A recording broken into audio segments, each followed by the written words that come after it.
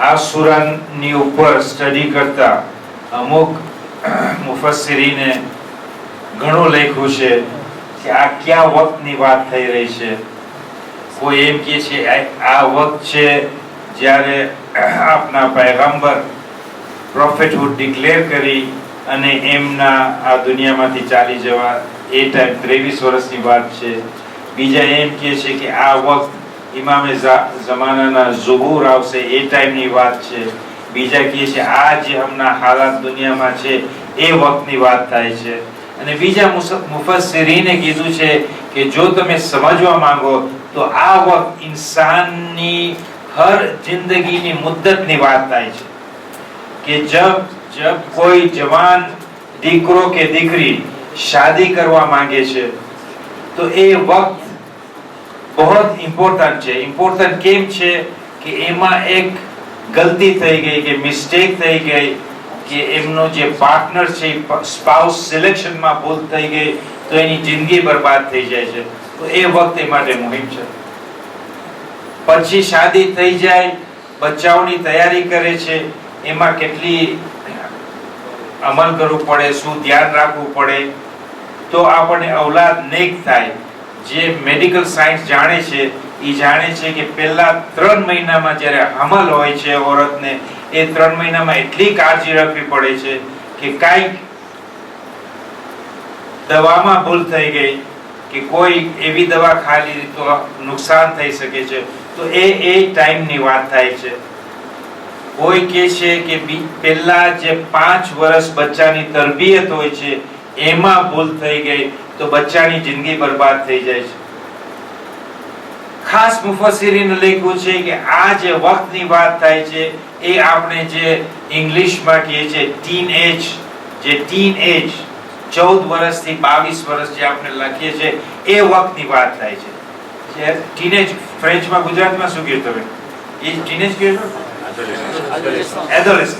હવે એડોલેસન્ટમાં આપણી ઇન્સાનની biological needs, એની જોર, એની તાકાત પીક ઉપર હોય છે અને તે ટાઈમે દીકરા કે દીકરીની કોઈની એમાં ભૂલ થઈ જાય તો પૂરી જિંદગી બરબાદ થઈ જાય છે. તે બાદ વખત આવ્યો કે હવે સ્કૂલમાં 12મી ચોપડી કે એ લેવલ્સ બતાવી નાખી, હવે યુનિવર્સિટીનું સિલેક્શન છે કે મારે કયા કેરિયરમાં સિલેક્ટ કરવું, ડોક્ટર બનવું, નર્સ બનવું, ફિઝિયોથેરાપિસ્ટ બનવું કે અમીનભાઈ જેમ વકીલ બનવું. તો એ સિલેક્શનમાં એટલી બધી કાળજી રાખી કે એમ ન થાય કે 4-5 વર્ષ યુનિવર્સિટી ભણવા જાય પછી એ કામમાં એને મજા ન હોય, આમ મેં ભણ્યું આમાં મને મજા નથી આવતી, બીજું કાંઈ કરવું છે તો એનું વખત બરબાદ થઈ જાય. શાયદ બીજા કોઈ પ્રોફેશનમાં ગળી જાય, વાંધો ના આવે, કોઈનું વખત ઝાયર થઈ જાય. તો એ ઇમ્પોર્ટન્ટ છે. કોઈને બિઝનેસ ચાલુ કરવું હોય તો એ પેલા વિચાર કરે કે હું ક્યાં બિઝનેસ જાઉં, પેટ્રોલ પંપમાં જાઉં કે સોનાની ખાન ખોલું કે બૂટની દુકાન ખોલું કે કપડાની દુકાન ખોલું, કેમાં વેપાર સારું ચાલશે, એ વિચાર કરી સમજીને કરે તો એમાં ભૂલો ન થાય અને એનું વખત પાછું ઝાયર ન થાય, એના પૈસા બરબાદ ન થાય. તે બાદ અમારા જેવાનું વખત 60 વર્ષ હવે પહોંચી ગયા, અમારું વિઝા તૈયાર છે, ક્યારે છાપ લાગીને કે હવે નીકળો, તો ટાઈમ ઓછું છે, જેટલું અમારાથી સારું કામ આ ટાઈમે થઈ શકે સિર્ફ અલ્લાહની ખુશનુદી માટે, તો એ ઇમ્પોર્ટન્ટ છે ભાઈ. તો મારે આ સમજાવવાનું એ હતું ખાસ તમારી માટે આ ટીનેજ જે અત્યારે 14 થી 22 વર્ષની ઉંમર છે તે બહુ ઇમ્પોર્ટન્ટ છે. તેમાં ખાસ ધ્યાન રાખવાનું છે કે આપણાથી ભૂલ ન થાય. આમાં જો જરાક લપસી ગયા, આજે કેટલા એટ્રેક્શન્સ છે, પીર પ્રેશર બહુ છે, એટલે આપણે કાળજી રાખવી અને આપણું ઈમાન સાચવવું છે. ઈમાન કેમ સચવાય, આપણા અમલ કેમ સહી હોય, આપણા અમલ જો સહી હોય, જો ઉસૂલ ઉપર આપણે પૂરું ઈમાન હોય તો આપણા અમલ સહી હોય. અને અલ્લાહે કીધું છે કે હું તમને કિયામતના દિવસે જોખીશ, તમને વજન કરીશ તમારા અમલ ઉપર. જે વાજિબાત છે, નમાઝ, રોઝા, હજ, ખુમ્સ, જિહાદ, તવલ્લા, તબર્રા, એ બધું વાજિબાત કેમ છે કે એના લીધે તમારા અમલ સહી થઈ શકે. ભાઈઓ, મારે આટલું થોડું ઇન્ટ્રોડક્શન થી ખાલી તમને આ જાણવું તો, અને ખાસ તમને કઈ પૂછવા હોય તો અમારા આફ્રિકા ફેડરેશનના સદર અહીંયા છે, એના ઉપપ્રમુખ બી અહીંયા બેઠેલા છે, અને કાંઈ બી તમને ખુલાસો કરવો હોય, કાંઈ અમને જણાવવું હોય, કાંઈ અમને શીખવાડવું હોય તો બી તમે એમને કહી શકો છો અને મેં તમારી સામે હાજર છું. અસ્સલામુ અલૈકુમ વરહમતુલ્લાહિ વબરકાતુહુ. કોઈ સવાલ હોય તમને તો બી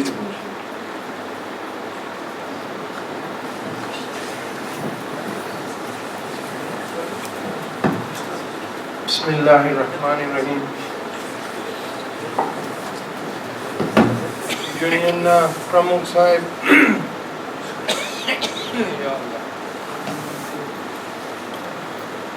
અમીનભાઈ નાસર, વર્લ્ડ ફેડરેશનના પ્રમુખ સાહેબ, આફ્રિકા ફેડરેશનના પ્રમુખ સાહેબ, મારા ફેલો યુવાનો, સલામ અલૈકુમ. સમય જોઉં છું કે 12:30 થઈ ગયા છે, તો હું બહુ જલ્દી રશ. પહેલાં તો ખુશી થાય છે અને શુક્રગુજાર છે આપણા યુનિયનના પ્રમુખ સાહેબને. અમે આવેલા હતા માડાગાસ્કરમાં, જે બિલાલની ઓપનિંગ સેરેમની હતી. ત્યારબાદ અમારું એક નેરોબીમાં આફ્રિકા ફેડરેશનનું હાઉસિંગનું મોટો પ્રોજેક્ટનું ફાઇનલાઇઝેશન ડોક્યુમેન્ટ સાઇન કરવાનું ફિક્સ થયેલું હતું 14 તારીખના. પણ જેમ તરીકે પ્રમુખ સાહેબે અમારા માડાગાસ્કરમાં ચુલિયામાં હોવાટાને જ્યારે ફોન આવ્યો, એમને બહુ ઇન્સિસ્ટ કર્યું કે we must come here. I am sure, I know કે આ ફ્રેન્ચ એરિયામાં છો, પણ ઇંગ્લિશ યુનિવર્સલ હોવાથી આપ સરે પિક કરી શકશો. અને એટલું વોર્મથી અમને ઇન્વિટેશન, આમંત્રણ હતું કે અમને નેરોબીના પ્રમુખ સાહેબને ફોન કરી અને આ ચેન્જ કરવું કહેતું. And we are here. મારા હિસાબથી આ એક હિસ્ટોરિક વિઝિટ છે. મને જે ડિટેલ્સ મળ્યા છે કે આ one of the youngest communities છે, 40 years old. Unfortunately, union, this part of the world, થોડા આઇસોલેશનમાં રહી છે, બિકોઝ આઈ થિંક તમારો આઇલેન્ડ ઇઝ સો બ્યુટિફુલ કે તમને બહાર જવાની જરૂર નથી પડતી. આજે મને 20-22 વર્ષો થઈ ગયા કોમની સેવામાં. જે બી કોન્ફરન્સીસ મિટિંગમાં જોયું તો વેરી રેરલી હું યુનિયનના આપણા ભાઈઓને મળું છું કે ત્યારના યુવાનો આજના બુઝુર્ગ થઈ ગયા છે. સો આઈ હોપ કે હવે આ યુવાનોનો એ કેસ ના થાય. પ્રમુખ સાહેબ બી યંગ છે અને એ છે રઝાભાઈ, જે અમારા હમણાં બારે મળેલા હતા, તો એમાં યુનિયનનું બહુ જ એક્સપોઝર થયું છે. બ્રીફલી આપ સર્વે નોટિસ કર્યા છો કે મારી ગુજરાતીમાં હું સ્ટ્રગલ કરું છું. હું યુગાન્ડાનો પેદાઈશ છું ને યુકેમાં યુવાની કાઢી છે. ત્યારબાદ 1992માં હું પાછો યુગાન્ડા સમય આવ્યો અને ત્યાં મેં લાઈફ એસ્ટેબ્લિશ કરી. એ ટ્રાન્સકોન્ટિનેન્ટલ એક્સપિરિયન્સમાં વી હેવ રિયલાઇઝડ, અને આજે જો બી કોમમાં જાઉં છું કે હું રિયલાઇઝ કરું છું કે આપણી લેંગ્વેજ ને કલ્ચર ઇઝ વેરી ઇમ્પોર્ટન્ટ. અમે સબ આ એજના હતા. We were fit, young, bubbly, good looking. Yeah? And we thought that life is westernization. Westernization is sometimes આપણું જે modern, I don't know ફ્રેન્ચમાં modernity ને શું કહે છે, modernization, we think it's westernization. There's a big difference. અને એમાં અમે ખેંચાઈ ગયા હતા, જે આપણે કહે ને મોડર્ન થવું છે આજના ટાઈમ, ટ્રેન્ડી. યા બટ એ થવામાં આપણે વેસ્ટર્નાઇઝેશન, ટ્રેન્ડી થવું, મોડર્ન થવું, it's a must. Islamically, culturally it has to be, because culture or આપણો સમાજ is not static. We have to move સમયની સાથ, આપણી પ્રગતિ થવી જોઈએ. બટ આપણે જે રસ્તો લઈએ છીએ, પહેલાં એ લેવાનું છે, આજે લેવા છે, ફ્યુચરમાં ના લેવું છે, એ વેસ્ટર્નાઇઝેશનનું છે. Westernization has good advantages. One of the biggest advantages is fairness, welfare and education. And I think ત્યાં એ સ્ટોપ થઈ જાય છે. બીજું બધું છે, it's ills of society. It is not westernization. After a long time, મને યંગ યુવાનો સાથે ઇન્ટરેક્શન થયું છે. નોર્મલી આપણી પોલિટિકલ ભાષાનું બહુ ડિફરન્ટ લેવલની હોય છે. બટ આઈ ફીલ કે આ community which is our future is so important that I must share. You see, in Africa, માણસો કહેશે, ladies, West, Paris, London, New York, I have been there. Nobody in Africa can challenge that to me. I have grown in United Kingdom. I spent weekends in Paris, within Islam, within the cultures. So I know both the worlds. We are in the best part of the world, I can tell you that. We have mods and cons, we have education, and most importantly, we have culture. Now, the countries that I'm really proud of, જેમાંથી મને બહુ ખુશી થાય છે, first of all, I have this pride to be a Khoja. And by the way, the latest statistics છે કે આપણે no longer 1,20,000 છે, આપણે 1,80,000 છે. તેમના પ્રમુખ અહીંયા છે ને એના મોટા બાપા અહીંયા છે આ સમાજના. મોહમ્મદ વાલે મોહમ્મદ પર સલાવત. સલ્લી અલા મુહમ્મદ વાલે Muhammad. So, I'm a Shia, we are Shias, we are Khojas, and I'm proud to be both. Khojaism is our identity. Now, coming back, what I said, मुझे बहुत खुशी था कि मैंने गमन से, this is why I came back. When I traveled to Madagascar, Reunion, North and South Paris, Montreal, I feel very proud. And તમને કહું કેમ? The language Gujarati. Now, આજના સમયમાં we have multi languages. We have English, we have French, we have German. In Africa, we have Swahili. It's important. The younger you are, આપણે બહુ જ language આપણા બ્રેનમાં doctor સાહેબ અહીંયા છે, એ ખૂબી છે કે under 10 or under 6 we have ability to learn so many languages. So we should learn and it's good. But Gujarati is what has kept the community going. અહીંયા હું જે કલ્ચર જોઉં છું, જે કલ્ચર હું માડાગાસ્કરમાં જોઉં છું, North and South Paris, in the middle of the fashion world, when I see a young Mukhi, smartly dressed like your president here, takes the mic and he speaks fluent Gujarati, I look up. Why is it important?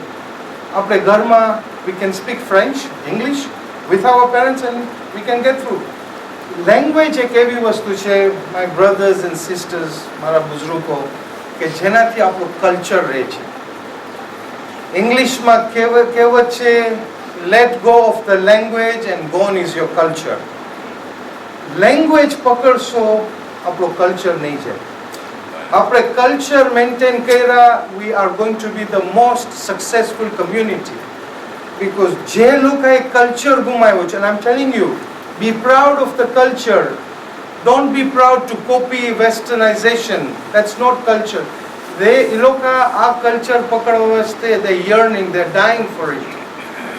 Culture will keep you steadfast. Culture આપણને guide કરશે.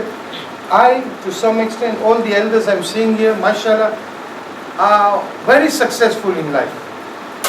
બહુ જ well-to-do છે in all aspects. Islam, Sharia, akhlaq, prestige, money, wealth, it's all important because of culture.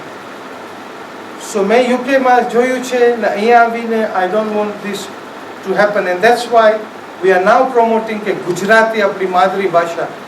આગળ શિસ્તાનીના ઓફિસમાં આપણા લીડરો ગયા છે, પ્રેસિડેન્ટના પહેલો જવાબ અમને કોન્ફરન્સમાં લોકો કન્વે કરે છે કે તમારી કોમથી અમે બહુ પ્રાઉડ છે, તમારી કોમને હું નમાઝ શબમાં યાદ કરું છું, doctor correct me if I M wrong, અને તમારી કોમને કહો કે લોકોની માતૃભાષા ના ભૂલે.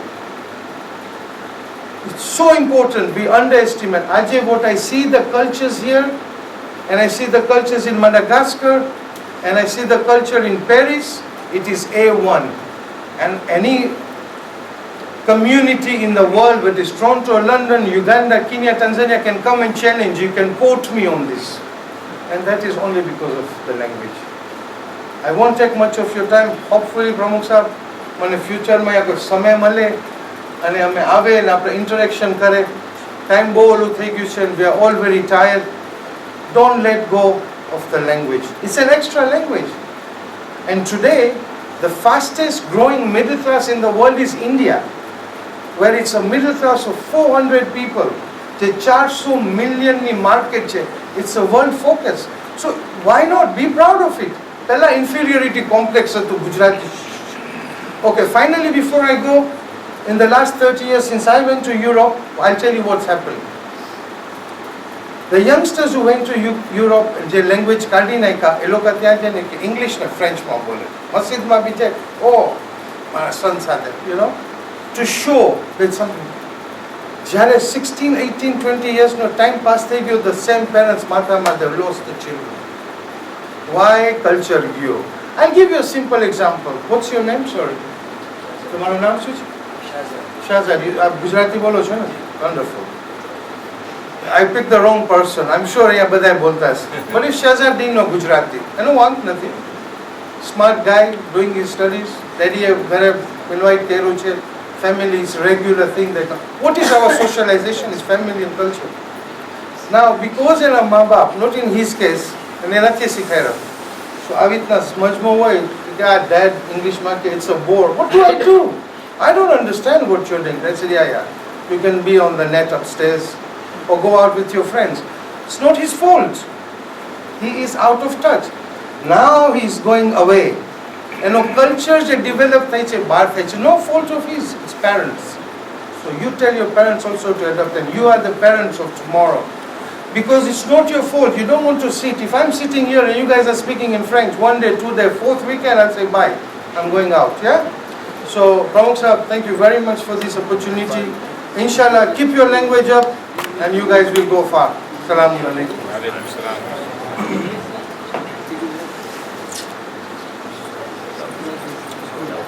There's not a speech.